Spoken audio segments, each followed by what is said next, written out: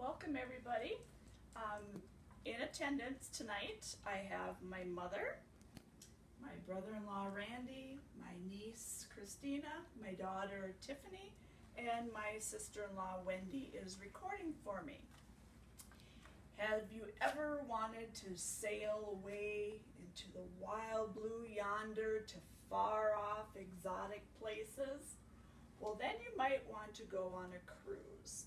And I'm going to let you know what to expect before, during, and after going on a cruise. I have personally been on 6 cruises, so I, of course, enjoy cruises and know quite well how to go about what to do on a cruise. According to how stuff works, cruising dated back into the 1800s. With one of the first cruise ships that was actually sailed. And of course, one of the most well-known cruises was the Titanic because of the disaster that occurred. Today there are 4 main cruise lines: Carnival Cruises, Princess Cruise Lines, Royal Caribbean, and Norwegian Cruise Lines. The first thing you need to do when considering going on a cruise is to obtain a passport. To obtain a passport, you need to have a passport picture done.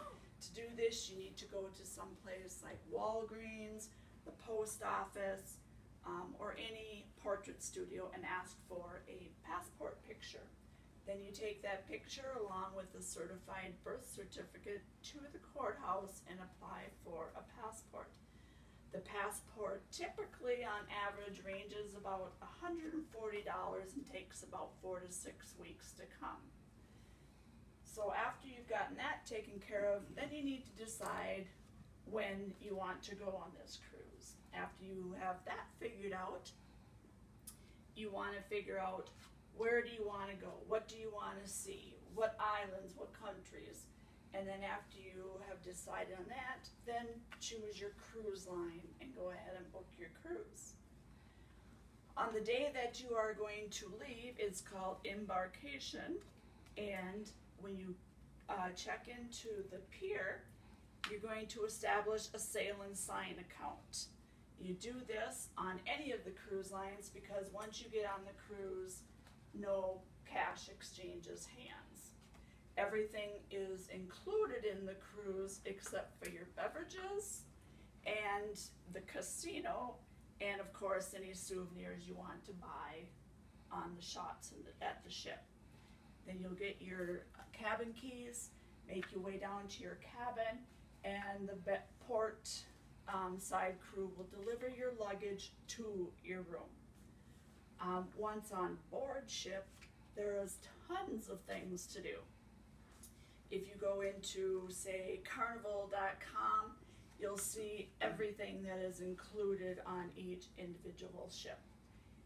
Every ship has a variety and a number of different places on the ship to eat.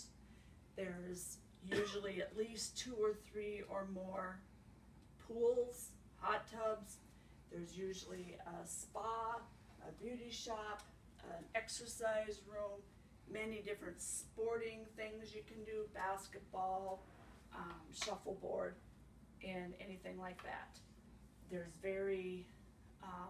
a large selection of lounges and different types of music being played all around the ship at any given time. And every night, of course, they have a free entertainment, either a comedy show, a musical, or something that you can attend.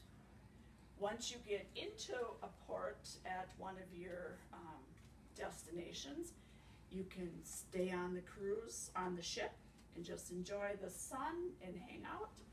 You can go on into the port and sightsee and adventure on your own, or you can always sign up for excursions through the cruise.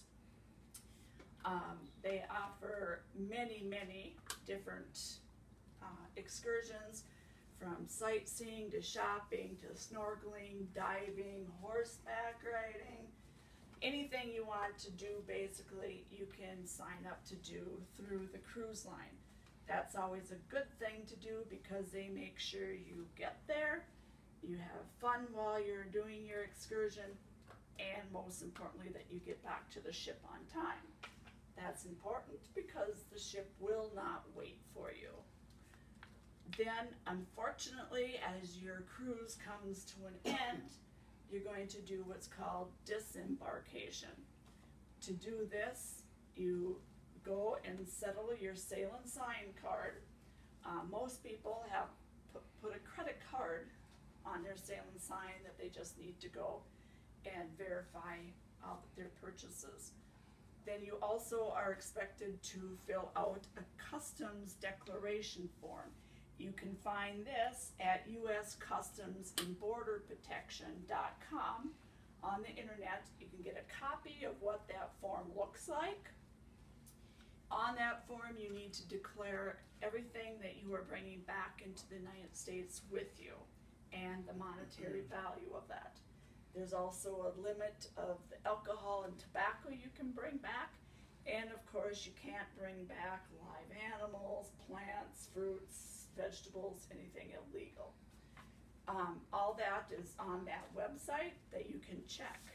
And after you get off the ship, you go through customs, and then you make your way back to the airport and go back home. But hopefully that this speech has given you a little bit more insight on what to do to plan a cruise and while you're on the cruise. And I thank you for coming, and bon voyage. Yay. Cool. Yeah. Is it done?